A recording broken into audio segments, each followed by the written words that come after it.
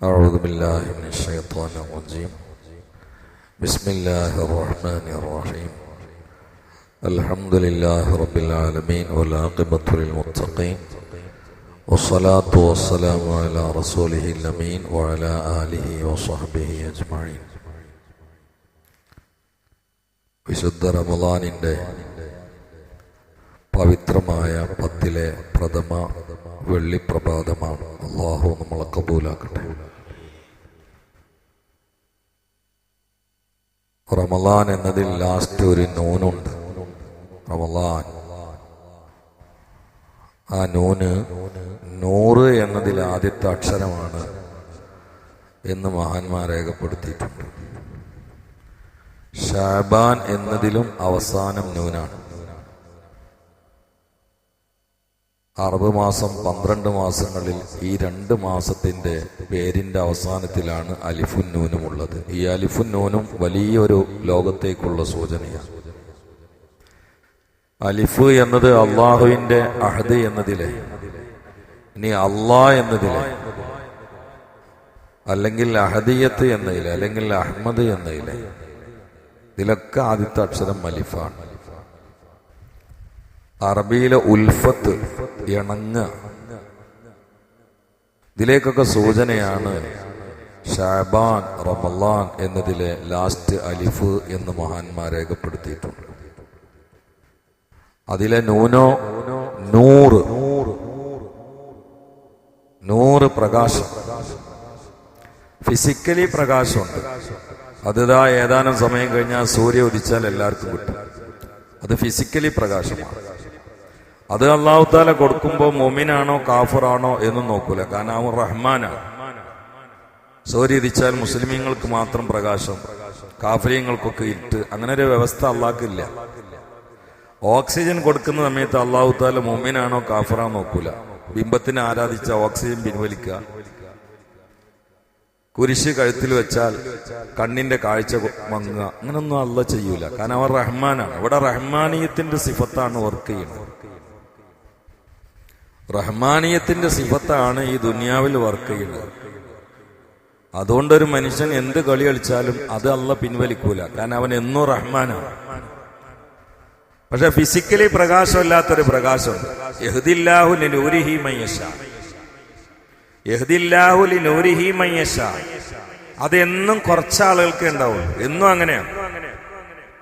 മുസ്തഫ നബി സല്ലല്ലാഹു അലൈഹി വസല്ലം ഈ ലോകത്ത് നിന്ന് വിടവാങ്ങുന്ന സമയത്ത് ഒരഭിപ്രായ പ്രകാരം 16 കോടി ആളുകൾ ലോകത്തുണ്ട്. എത്ര ആൾക്കാരാണ് മുസ്ലിമീങ്ങളുള്ളത്? മക്ക മദീനയിൽ തന്നെ അള്ളാന്റെ റസൂലുള്ള കാലത്ത് എത്ര മുസ്ലിമീങ്ങളുള്ളത്?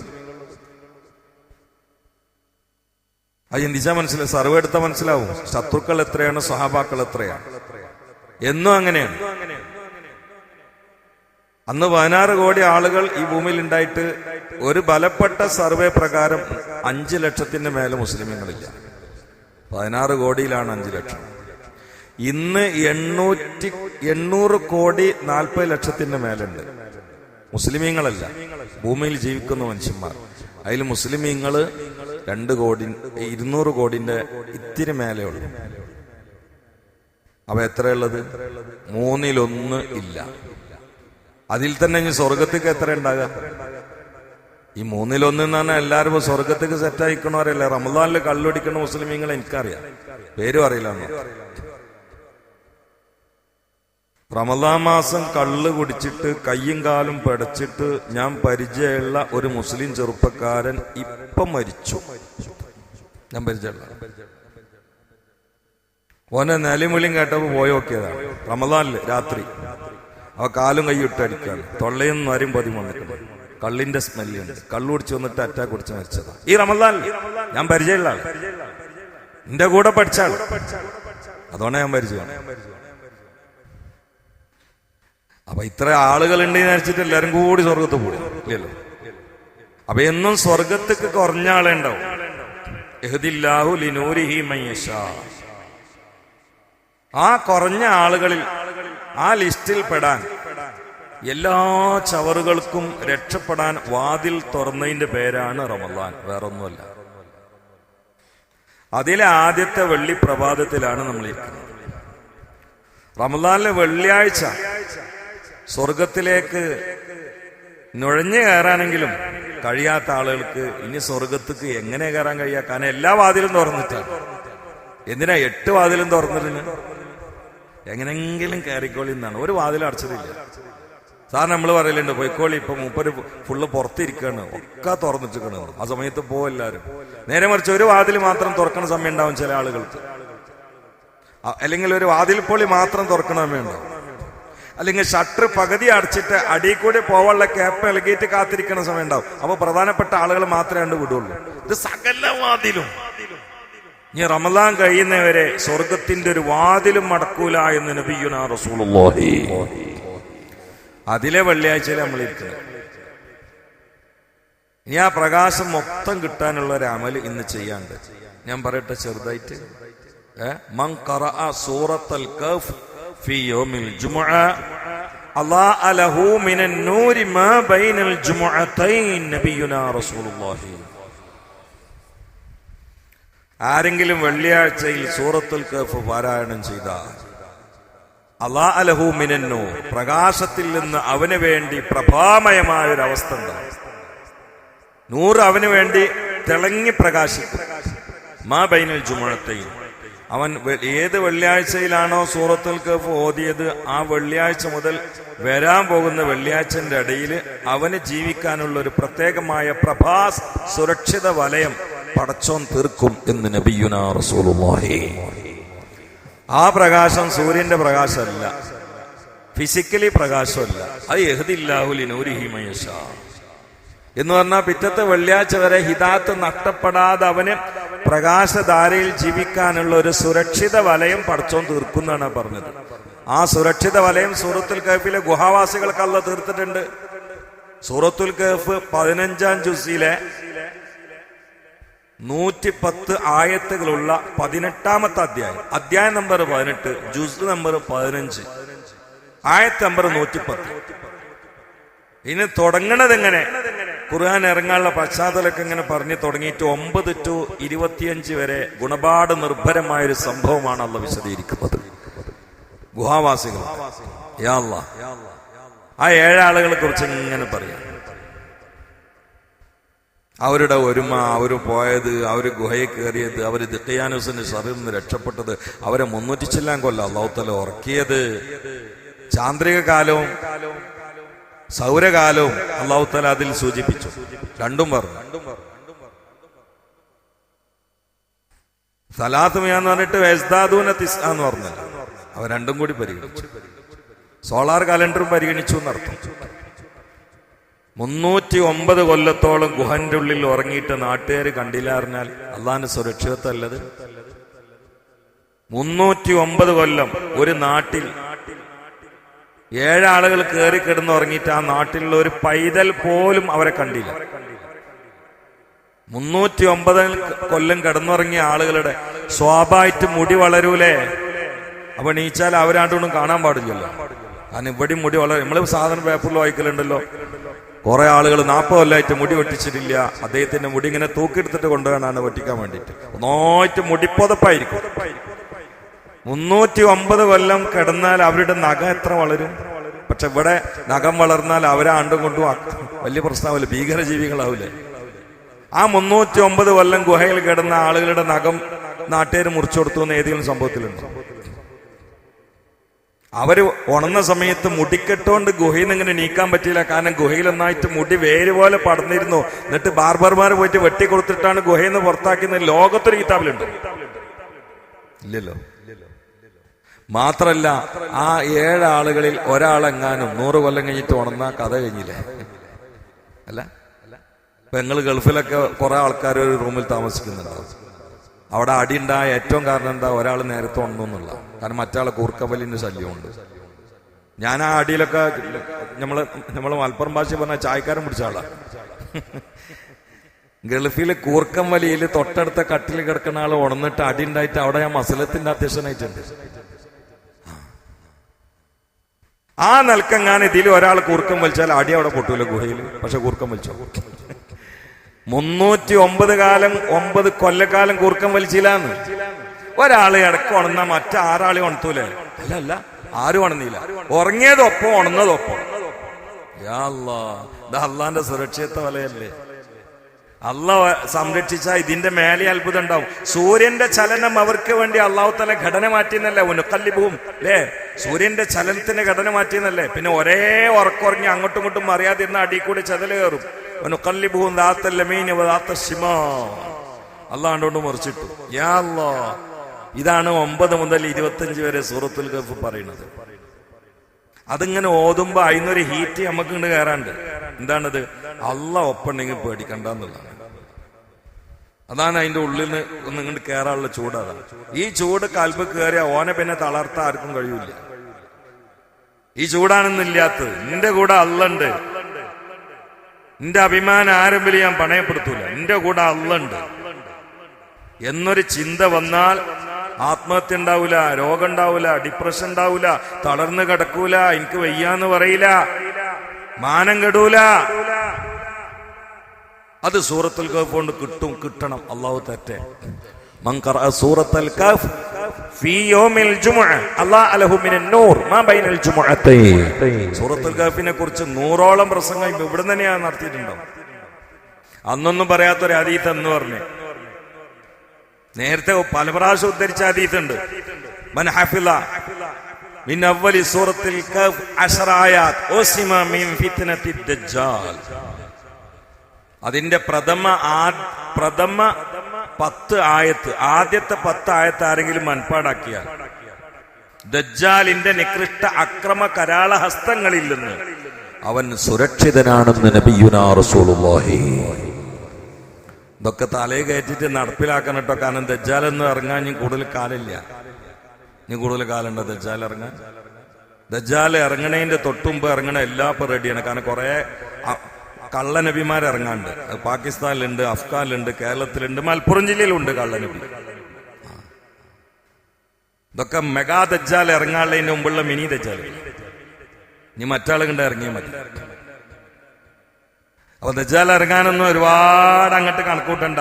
എന്റെ പേരക്കുട്ടിന്റെ പേരക്കുട്ടി അങ്ങനാണ്ട് പോകുന്നു വേണ്ട. നമ്മളെ കാലത്ത് തന്നെ ചിലപ്പോൾ ഇറങ്ങാൻ സാധ്യതയുണ്ട്. അപ്പൊ ഇതൊക്കെ ആധ്യാത്മിക ആയോധന കലയിലെ കളരിപ്പയറ്റിന്റെ ആയുധങ്ങളാണ്. ഒന്നും ഒരിക്കലും നമ്മൾ മാറ്റിവെക്കരുത്. സൂറത്തുൽ കഹ്ഫ് എത്ര എളുപ്പമാണ് മനപ്പാടാക്കാൻ. അതുകൊണ്ട് തുടങ്ങിയാൽ മനപ്പാടാക്കിയിട്ട് നിർത്തുള്ളൂ. ചില ആൾ അതിന്റെ രസം പിടിച്ചാൽ അതിൽ മനപ്പാടാക്കിയിട്ടില്ലെങ്കിൽ പാരായണം ചെയ്യുന്നത് പതിവാക്കാനെങ്കിലും അള്ളാഹു തൗഫീഖ് ചെയ്യട്ടെ. അള്ളാഹു തൗഫീഖ് ചെയ്യട്ടെ. വലിയ പ്രകാശം അള്ളാഹു തആല തുറന്നു.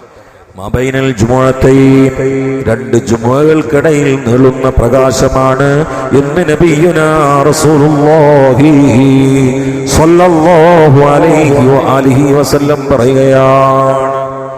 അയിക്കൂടെ സലാത്തും കൂടി ആണ്ട് അടിച്ചു കൊടുത്താണ്ടല്ലോ ആ പ്രകാശം എന്നെ കെടൂല. അതതിന്റെ കണക്ക്. കാരണം ഇന്നാ അർസൽനാക ഷാഹിദൻ വമുബശ്ശിറൻ വനദീറാ വദാഇയൻ ഇലല്ലാഹി ബിഇദ്നിഹി വസിറാജൻ മുനീറാ. സിറാജൻ മുനീറായ മുഹമ്മദ് മുസ്തഫ. ഞാൻ എപ്പോഴും ഈ ആയത്തിലെ ലാസ്റ്റ് ഭാഗം പ്രത്യേകം ചിന്തിക്കുന്ന ആളാണ്. യാത്രയിലൊക്കെ സിറാജി എന്ന് പറഞ്ഞിട്ട് പിന്നെ മുനീറെന്നും കൂടി പറഞ്ഞു. സിറാജി എന്ന് പറഞ്ഞാൽ നിർത്തിയല്ലോ. അതിന് വിളക്ക് എന്നർത്ഥം കിട്ടി. വിളക്ക് പ്രകാശിക്കണാണ്. പിന്നൊന്ന് മുനീറെന്നും കൂടി പറഞ്ഞു. കാരണം കേവലം കൊളത്തി വെക്കണ വിളക്ക് എന്ന് പറഞ്ഞാൽ 4 ആള് ഊതിയാ കെടും. പക്ഷെ മുനീറായ സിറാജ് കെടൂല. ഇത് ഊതിക്കെടുത്ത ആളുണ്ടാവുന്ന സൂറത്ത് സഫ് പറഞ്ഞിട്ടുണ്ട്. യുരീദൂന ലിയുത്ഫിഉ നൂറല്ലാഹി ബിഅഫ്വാഹിം. ഈ പ്രകാശത്തെ ഊതിക്കെടുത്താൻ നാനാഭാഗങ്ങളിൽ നിന്നും കാർട്ടൂണുമായി, ലേഖനങ്ങളുമായി, സിനിമകളുമായി, പരിഹാസങ്ങളുമായി ട്രോളന്മാരിറങ്ങും. ഇത് ഖുർആനിൽ തന്നെ അല്ലാഹ് പറഞ്ഞിട്ടുണ്ട്. പക്ഷേ ഈ വിളക്ക് കെടൂല. ഇത് കെടാത്ത പ്രോജ്വലമായ പ്രഭാ പ്രളയമാണ് മുഹമ്മദുർ റസൂലുള്ളാഹി. ഹബീബിന്റെ മേൽ സലാത്തും കൂടി, പ്രത്യേകിച്ച് വെള്ളിയാഴ്ചയിലെ സലാത്ത് ഞാൻ പ്രത്യേകിച്ച് പറയേണ്ട കാര്യമില്ല. ആ സലാത്തും കൂടി ആവേശത്തോടെ ആത്മാർത്ഥമായി മഹബത്തിൽ ചാലിച്ചു കൊടുത്താൽ അവൻ റമളാനിൽ ആന്തരികമായി കത്തിച്ചെടുത്തൊരു തിരുനാളമുണ്ട്. അത് കെടുത്താൽ ലോകത്തൊരു ശക്തിക്കും സാധ്യമല്ല. ആ കൂട്ടത്തിൽ അള്ളാഹു നമ്മളെ ഉൾപ്പെടുത്തട്ടെ. അതുകൊണ്ട് ഈ വചനങ്ങൾ ഒന്നുകൂടെ ഹൃദയത്തിൽ കൊളുത്തി വെക്കണേ. മൻ ഖറഅ സൂറത്തുൽ കഹ്ഫ് ഫീ യൗമിൽ ജുമുഅ അല്ലാഹ ലഹു മിനൻ നൂരി മാ ബൈനൽ ജുമുഅത്തൈൻ. രണ്ട് ജുമുകൾക്കിടയിൽ അവനൊരു പ്രകാശ പ്രളയത്തിന്റെ ചീള് പടച്ചവൻ കൊടുക്കുന്നതാണ്. അല്ലാഹു തആല ആ ഒരു പ്രകാശധാരയിൽ ജീവിച്ച് ആ പ്രകാശത്തിൽ കെലിമയിൽ പ്രസന്ന ഭാവത്തോടെ ചിരിച്ച് നല്ല സമയത്ത് മരിക്കണ കൂട്ടത്തിൽ അല്ലാഹു പെടുത്തട്ടെ. അങ്ങനെ ഉണ്ടല്ലോ. എന്റെ വല്യപ്പ മരിച്ചത് റമളാനിലെ 27-ാം രാവിന് സുബഹിന്റെ മുമ്പാണ്. എന്റെ വല്യമ്മ മരിച്ചത് റമളാനിലെ മധ്യപത്തിലാണ്. കാരണം അവരൊക്കെ ഒരുങ്ങിയ ആളുകളാണ്. നിങ്ങളെ കൂട്ടത്തിൽ അങ്ങനെ മരിച്ച വല്യപ്പാരും വല്യമാരുണ്ടാവും. എന്റെ വല്യപ്പ മാണൂർ മഹല്ല് ഖാദിയായിരുന്നു. ഞാൻ അതാണ് ഇവിടെ 26-ാവിന്റെ അന്ന് ഇവിടെ നമ്മളെ പരിപാടി തുടങ്ങുന്നതിന് മുമ്പ് ഒരു 11:45 ഞാൻ വരാൻ കാരണം വല്യപ്പാന്റെ വലിയ പരിപാടി അനുസ്മരണ സമാഗമം നടക്കുന്നതിൽ മുഖ്യപ്രസംഗം 18 കൊല്ലമായിട്ട് ഞാനത് നടത്തല്. വേറെ കുട്ടികൾ കുറെ ഉണ്ടെങ്കിലും ഞാനത് നടത്തല്, എന്നെ വിളിക്കല്. അതിനാണ് വേഗം പോയി വരുന്നത്. അവർ റമളാനിലെ 27-ാം രാവിന് സുബഹിന്റെ തൊട്ടു മുമ്പ് ഈ ലോകത്തോട് ഇവിടെ പറഞ്ഞാണ്. അധ്വാനിച്ചിരുന്ന ആളുകളാണ്, സുഹുദിന്റെ ആളുകളാണ്, തവക്കുലിന്റെ ആളുകളാണ്, സബറിന്റെ ആളുകളാണ്. എന്നെ പോലത്തെ ആളുകൾ ഇതൊക്കെ പ്രസംഗത്തിൽ വാചകടിയായിട്ട് ഇങ്ങനെ ചേർത്ത് മേമ്പൊടി ചേർത്തുകൊണ്ട് പ്രസംഗം ഭംഗിയാക്കാൻ നോക്കുന്നല്ലാതെ സുഹുദും തവക്കുലും സബറൊക്കെ ഇവിടെ ഉണ്ടെങ്കിൽ ഞാൻ ഇന്നിപ്പോ ഈ മക്കാമിലല്ലോ, പിന്നെയും പൊന്തൂലേ. അല്ലാഹു തആല നമ്മളെ ഉയർന്ന മക്കാമൊക്കെ എത്തിച്ചേർത്തെ.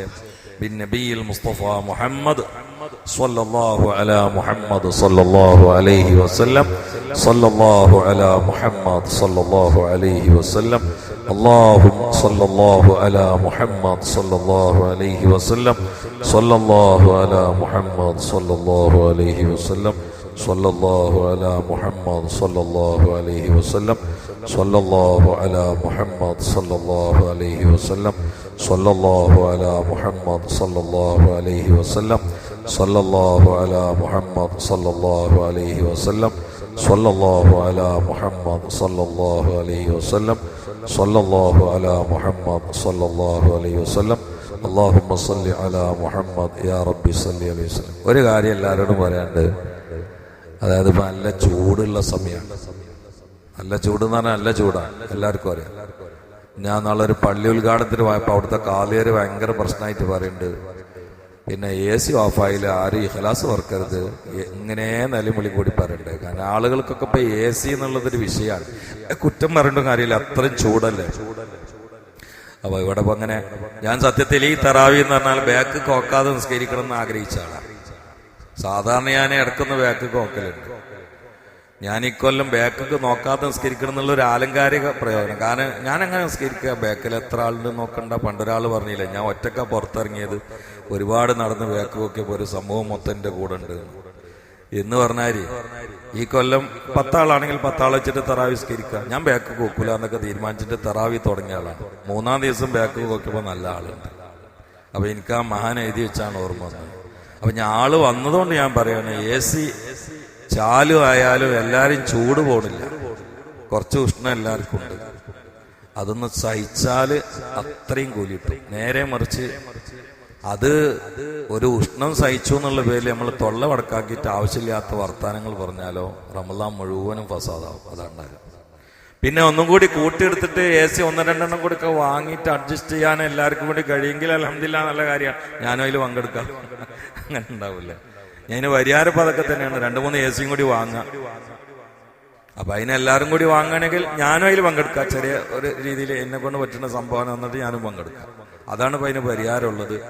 അതിപ്പോ പിന്നെ നമ്മൾ വേറെ ആരെങ്കിലും കുറ്റം പറഞ്ഞിട്ട് കാര്യമില്ല, 2-3 AC കൂടി വാങ്ങല്ലാതെ പരിഹാരമില്ല. അല്ലെങ്കിൽ ചൂട് സഹിച്ചുകൊണ്ട് നമ്മൾ പങ്കെടുത്ത അത്രയും മാഷറിയിലെ തീച്ചൂളയിൽ നിന്ന് നമുക്ക് രക്ഷപ്പെടാനും കഴിയും എന്ന് ഇന്നൊന്ന് പറയേണ്ട കാര്യം വന്നുകൊണ്ട് പറയാൻ. ഇവിടെ ആരും തട്ടി കയറിയിട്ടോ കുതിര കയറിയിട്ടോ ചൂടായിട്ടൊന്നുമില്ല. പക്ഷെ പോളിയോക്ക് കുത്തിവെക്കുന്ന വന്നതിന് ശേഷമല്ലോ, അതിന് മുമ്പല്ല. ആ ഒരു കുത്തിവെപ്പ് നടത്തി മാത്രം. ഇവിടെ പ്രശ്നം ഉണ്ടാക്കിയിട്ടൊന്നുമില്ല. പക്ഷെ ഉണ്ടാക്കാൻ സാധ്യതയുണ്ട്. കാരണം റംസാന്റെ ചൂട് കയറാൻ പോണുള്ളൂ. അപ്പൊ അങ്ങനെ ആകണുള്ളൂ. നീ നാളെ മറ്റന്നാളൊക്കെ ആകുമ്പോൾ മറ്റാള് ചങ്ങലൊക്കെ ഉണ്ടെന്ന് വിചാരിച്ചിട്ട് ഉപദ്രവിക്കൂല എന്ന് കൂട്ടണ്ട, അതൊന്നും കൂട്ടണ്ട. അതിനൊക്കെ ഒരുപാട് മാനകളുണ്ട്. ഇബ്ലീസ് ചങ്ങലക്കല്ലേ, പിന്നെന്താ മനുഷ്യന്മാര് തെറ്റ് ചെയ്യണമെന്നുള്ളപ്പോ ഒരു ചോദ്യമാണ്. അത് ഇബ്ലീസേ ചങ്ങലക്കുള്ളൂ. മനുഷ്യന്മാരെ കൂട്ടത്തിൽ കുറെ ഇബ്ലീസുകളുണ്ട്, അവരെ ചങ്ങലക്കിടൂല.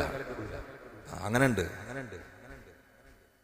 മനസ്സിലായില്ലേ? റമളാനിൽ ഗീബത്തും നമീമത്തും പറഞ്ഞാൽ, റമളാനിൽ ആവശ്യമില്ലാതെ തട്ടിക്കേറിയാൽ, റമളാനിൽ അന്യായമായി ചീത്ത പറഞ്ഞാൽ, റമളാനിൽ അസഭ്യം പറഞ്ഞാൽ, അശ്ലീലത ചെയ്താൽ, ഓന് മനുഷ്യന്മാരെ കൂട്ടത്തിൽ ഇബിലീസാണ്. ഓനെ നമ്മളെ ചങ്ങലക്കിടും, അള്ള ചങ്ങലക്കിടൂല. അള്ള ചങ്ങലക്കിടുന്ന ജിന്നകളെയാണ്. മനുഷ്യന്മാരെ കൂട്ടത്തിൽ ശൈത്തന്മാരുണ്ട്, മിനൽ ജിന്നത്തി വന്നാസ്. പിന്നെ ഖുർആൻ ഒന്നും ഉണ്ടിടില്ലല്ലോ. ഈ കാര്യം പറഞ്ഞിട്ട് മുസാഫാണ്ട് അടക്കുകയാണ്. ഏത് മനുഷ്യന്മാരെ കൂട്ടത്തിലും ശൈത്തന്മാരുണ്ട് എന്ന് പറഞ്ഞിട്ട് മുസാഫ് അടക്കുക. പിന്നെ ഒറ്റ ആയത്ത് മുസാഫിലില്ല. ഓലെ അള്ളാഹു തആല ചങ്ങലക്കിടൂല. ഓലെ ഒന്നും ഉണ്ടാവും. അതായത് ഇനിയിപ്പൊ അതുമല്ല, ശൈത്താൻ അതിന്റെ അപ്പുറത്തും കളിക്കുന്നു. ശൈത്താൻ ഇനി ചങ്ങൽമക്കാണെങ്കിലും ഡയറക്റ്റ് അല്ലാത്ത കളി കളിക്കും. സുലൈമാൻ നബിന്റെ കാലത്ത് സംഭവിച്ച ഒരു സംഗതി പറയലുണ്ട്. അത് കിതാബിലൊന്നും ഞാൻ കണ്ടില്ല, ഉസ്താദ്മാര് പറയലുണ്ട്. പക്ഷെ അതിന്റെ മെസ്സേജ് ശരിയാ, അതുകൊണ്ട് പറയാം. സുലൈമാൻ നബിന്റെ കാലത്ത് ഒരാൾ കല്യാണം നടത്താന്ന് പറയില്ല. അപ്പൊ സുലൈമാൻ നബിക്ക് ശൈത്താന്മാരൊക്കെ അല്ലാഹു തആല കീഴ്പ്പെടുത്തി കൊടുത്തു. പറഞ്ഞു, പിന്നെ അടുത്ത വ്യാഴാഴ്ച പരയിലെ കല്യാണം, നിങ്ങൾ പിന്നെ ഇബിലീസിനോടും മറ്റുള്ള ശൈത്താന്മാരോടും ആ ഏരിയക്ക് വരരുത് എന്ന് പറയണം. കാരണം ഓല് വന്ന അടിയാണ് കാര്യം കല്യാണം വരും, ചോറൊട്ട് തികയില്ല. അവിടെ ആ ഉത്തരവാദിത്തങ്ങളിൽ കിടന്ന ആ ഏരിയ സുലൈമാൻ നബി ഇബിലീസിനെ വിളിച്ചിട്ട് അറിഞ്ഞു, നമ്മൾ ആ ചങ്ങായിന്റെ കല്യാണമാണ് വേച്ച ആ ഏരിയക്ക് പോരുത് പറഞ്ഞു. നിങ്ങൾ പറഞ്ഞു നമ്മൾ പോലെ, ഞാൻ ഏരിയ പോലെ. പിന്നെ ഇപ്പം ചെയ്ത പണി എന്താ അറിയോ? ആൾക്കാരെ കല്യാണത്തിനാണ് വഴിയിലൊന്നിട്ട് പോണ ഒരു സാധുവിന്റെ അടുത്ത് ഒരു അണ്ടി ഇങ്ങനെ കാണിച്ചു കൊടുത്തു, മാങ്ങന്റെ അണ്ടി. എന്നിട്ട് വെച്ചു, ഈ അണ്ടിയാണോ ആദ്യം ഉണ്ടായത് മാങ്ങയാണോ ആദ്യം ഉണ്ടായെന്ന് വെച്ചു ആ സാധുവിനോട്. ആള് കല്യാണത്തിന് പറയിക്കാൻ പോകും. അയാൾ ആകെ കുഴങ്ങി. അയാൾ പറഞ്ഞു, നിങ്ങൾ ഏതായാലും അണ്ടി കണ്ടേരി, ഞാൻ കല്യാണ പാരി പോയിട്ട് ചോദിക്കട്ടെ. ഇബിലീസിന്റെ അടുത്ത് അണ്ടി വാങ്ങിയിട്ട് ആള് കല്യാണ പാരി പോയി. അയാൾ ഇങ്ങനെ ചോദിച്ചപ്പോൾ ആൾക്കാരൊക്കെ വിശ്വാസം. ഒരു വിഭാഗം ആളുകൾ പറഞ്ഞ് ആദ്യം ഉണ്ടായത് അണ്ടിയാണ്, വേറെ വിഭാഗം ആളുകൾ പറഞ്ഞ് അല്ലല്ല മാങ്ങയാണ്. അങ്ങനെ അണ്ടി കമ്മിറ്റി മാങ്ങ കമ്മിറ്റി, രണ്ട് ഗ്രൂപ്പായി. ഭയങ്കര പ്രശ്നം. ചെറുതുമല്ലാതെ തുടങ്ങല് അടി എത്തൊരു ചെറിയ പൊടിമന്നായിരിക്കും. പൊടിമന്ന് തുടങ്ങിയിട്ട് അടിമെത്തും. അല്ലാതെ ഏത് പ്രശ്നത്തിന്റെയും കാതൽ ഇത്തിരിയുള്ള സംഗതി ആയിരിക്കും. അത് ഭയങ്കരമായിട്ടുണ്ടാവും. അണ്ടിമന്ത് തുടങ്ങിയിട്ട് കൊല വരെ നടക്കാൻ തുടങ്ങും. കാരണം ആൾക്കാർക്ക് ഉണ്ട് ഈറുമാശയായി വിട്ടുകൊടുത്തില്ല. ഒക്കെ കുടുംബല്ലേ, ഒക്കെ ഈഗോ പ്രശ്നങ്ങളല്ലേ. അണ്ടി പ്രശ്നമല്ല, ഈഗോ പ്രശ്നം അണ്ടിമക്ക് ചാരിയതാണ്. പ്രശ്നങ്ങളായി, അടിയായി, ചോരക്കളിയായി. അവ സുലൈമാൻ നബി ഇബ്ലീസിനെ വെച്ചു, ഓന്റെ അമ്മക്ക് എന്നോട് ആ ഏരിയക്ക് പോകണ്ട പറഞ്ഞു. ഞാൻ പോയിട്ടില്ല, ഒരു അണ്ടി കൊടുത്തയച്ചിട്ടുള്ളൂ. ഞാൻ ആ ഏരിയക്ക് വരില്ല, ഞാനൊരു മാങ്ങനണ്ടി കൊടുത്തയച്ചാണ്. ഇത് ഇമ്മ ഏരിയാവുന്ന ഞാനും കൊള്ളത്തിറിഞ്ഞു. ഇതിമല്ല ആരും നിൽക്കരുത്, അണ്ടി കമ്മിറ്റി പഠിക്കരുത്. എല്ലാം ചെറുതുമെന്ന് തുടങ്ങുക. പിന്നെ അത് എവിടേക്ക് എത്തുന്ന ചിലപ്പോൾ ഒരു ഏസിമെന്നാണ് തുടങ്ങും. അത് അവസാനത്തെ 10 2 ഗ്രൂപ്പായിട്ടുണ്ട്. അങ്ങനെ ഇബിലീസിന് നമ്മളെ അടിയിക്ക് നുഴഞ്ഞു കയറാനുള്ള ഒരു ചാൻസ് കൊടുക്കരുത്. അങ്ങനെ എന്തെങ്കിലും ഉണ്ടെങ്കിൽ അതൊന്ന് ഓട്ടം അടച്ചിട്ട് അഡ്ജസ്റ്റ് ചെയ്യാൻ വേണ്ടിയിട്ട് എല്ലാവരും 2 AC വാങ്ങാൻ ഉദ്ദേശിച്ചോ? അൽഹംദുലില്ലാ, അല്ലാഹു തആല ബർക്കത്ത് ചെയ്യട്ടെ. അയക്കാരെങ്കിലും എന്തെങ്കിലും കൂടി കൊടുക്കാനൊക്കെ ഇരിക്കണമെന്നില്ല. ഇൻഷാ അല്ലാഹ് ഇവിടെ ദ്വാരക്ക് തന്നെ ചെയ്യും. അവരെന്നോട് പറയില്ല എന്നെ ആൾക്കാരൊക്കെ കൊടുത്തപ്പോൾ ദ്വാരക്ക് തന്നെ ചെയ്യും ഇൻഷാ അല്ലാഹ്. അങ്ങനെ പിരിവ് സഹിതം വാങ്ങണമെങ്കിൽ ആദ്യം എൻ്റെ അടുത്ത് വാങ്ങണം കേട്ടോ. അല്ല, ഞാൻ പറഞ്ഞ കാര്യം ഞാൻ ചെയ്യണം, അതുകൊണ്ടാണ്. അന്ന് ആദ്യം എൻ്റെ അടുത്ത് സംഭാവന വാങ്ങണം ഇൻഷാ അല്ലാഹ്. അല്ലാഹു തആല അതില് ആരൊക്കെയാണോ കാശ് കൊടുത്തത് അവർക്ക് ഒരു ചൂടുന്ന് തറാവീനും മജ്ലിസ് പ്രധാനമല്ലോ. ഇവിടെ ഇൻഷാ അല്ലാഹ് റമളാൻ കഴിയുമ്പോഴേക്ക് 65 പ്രസംഗം നടത്തും. അതിന്റെ ഒരു പാക്കിംഗ് ആണ് 65 പ്രസംഗം. എങ്ങനെ 65 പ്രസംഗം? എല്ലാ സുബൈക്കും ക്ലാസ്, എല്ലാ തറാവി. ഞാൻ തറാവിനെ എവിടെയും പോകണില്ല. പിന്നെ ദുബായ്ക്കൊക്കെ അതിന് വിളിച്ചതാണ്. ദുബായ്ക്ക് ഒരു വലിയ തങ്ങള് ഔദ്യോഗികമായി ഗവൺമെന്റിന്റെ അതിഥിയായിട്ട് എന്നെ വിളിച്ചിട്ടുണ്ട്. ഞാൻ ഇല്ല എന്ന് പറഞ്ഞു. തങ്ങളെ വേണേ ഞാൻ പറഞ്ഞുതരാം. ഞാൻ ഇല്ലായിരുന്നു. എന്നോട് നിങ്ങൾ സർട്ടിഫിക്കറ്റ് കൊടുത്താക്കി, അത് കൊടുത്താലേ വിസ കിട്ടുള്ളൂ. ഞാൻ പറഞ്ഞു വേണ്ടായിരുന്നു, ഞാൻ വരുന്നില്ല. അത് നിങ്ങളടുന്ന് വല്ല ചില്ലി കാശം കിട്ടും എന്ന് വിചാരിച്ചെന്നല്ല. അവിടെ പോയി എനിക്ക് ലക്ഷക്കണക്കിന് ഉറപ്പിട്ടു. വേണ്ടെന്ന് വെച്ചാൽ എനിക്കൊരു ഉത്തരവാദിത്വം ഉണ്ടല്ലോ, അത് ഞാൻ മനസ്സിലാക്കണ്ടേ. വെറും പൈസ തരാൻ പോയാൽ മതി. അതുകൊണ്ട് ഞാൻ ഇവിടെ എല്ലാ തറാവിനേശം ഉണ്ടാവും ഇൻഷാ അല്ലാഹ് തൗഫീഖ് ചെയ്താൽ. എല്ലാ സുബഹിനേശം ഉണ്ടാവും. അങ്ങനെ ഒരു 60 ക്ലാസ്. പിന്നെ എല്ലാ ജുമുഅക്കും ഉണ്ടല്ലോ. അപ്പൊ 10-65 ക്ലാസ്സോളം ഇവിടെ നടക്കും. അതിലൊന്നിലും മിസ്സാതെ പങ്കെടുക്കണം തീരുമാനിച്ചാൽ അതൊരു കോഴ്സാണ്. അല്ലാഹു തൗഫീഖ് ചെയ്യട്ടെ. വല്ല തീച്ചൂടും കൽബ് കയറി അതിന്റെ കമ്മീഷൻ ആഹ്റന്ന് എനിക്കും കിട്ടുമല്ലോ. അതുകൊണ്ടാണ്. അല്ലാഹു തൗഫീഖ് ചെയ്യട്ടെ ഇൻഷാ അല്ലാഹ്. അപ്പൊ അതിൽ ആരൊക്കെയാണോ സംഭാവന കൊണ്ട് പങ്കെടുക്കുന്നത് അവരൊക്കെ മഹ്ശറിലെ തീച്ചൂളയിൽ നിന്ന് അല്ലാഹു രക്ഷപ്പെടുത്തട്ടെ. സ്വല്ലല്ലാഹു 11 സ്വലാത്തല്ലേ നമ്മള്. അൽഹംദുലില്ലാഹ് അൽഹംദുലില്ലാഹി റബ്ബിൽ ആലമീൻ. ഷരീഫ് അസ്റഫ് ചെറിയ ദുആ ആർക്കും ഇൻഷാ അല്ലാഹ്.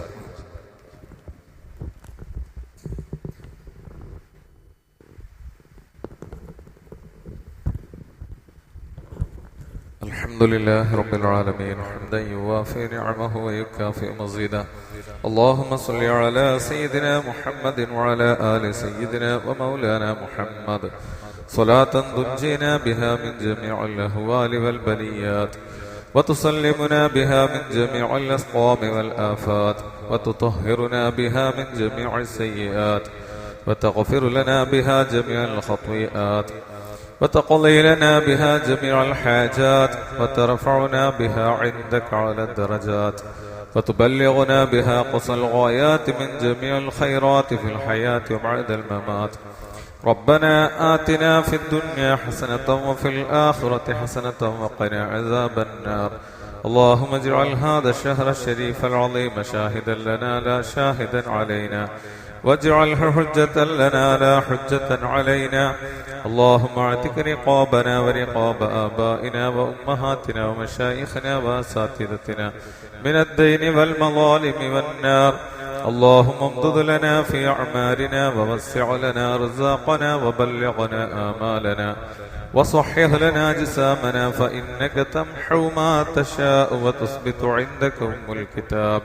اللهم انصر أمة سيدنا محمد صلى الله عليه وسلم، وارحم أمة سيدنا محمد صلى الله عليه وسلم. اللهم تجاوز عن أمة سيدنا محمد صلى الله عليه وسلم. اللهم اجعلنا بمحض فضلك من خيار أمته يا رب العالمين. اللهم اغفر لنا وارحمنا ولوالدينا ولمشائخنا ولأساتذتنا ولمن أطعمنا ولمن ماتوا منا ولمن دفنوا حوالينا ولجميع أمة محمد المصطفى صلى الله عليه وسلم، وقنا وإياهم شر ما قضيت برحمتك يا أرحم الراحمين. وصلى الله تعالى وسلم على خير خلقه سيدنا محمد وآله وصحبه أجمعين. سبحان ربك رب العزة عما يصفون، وسلام على المرسلين، والحمد لله رب العالمين.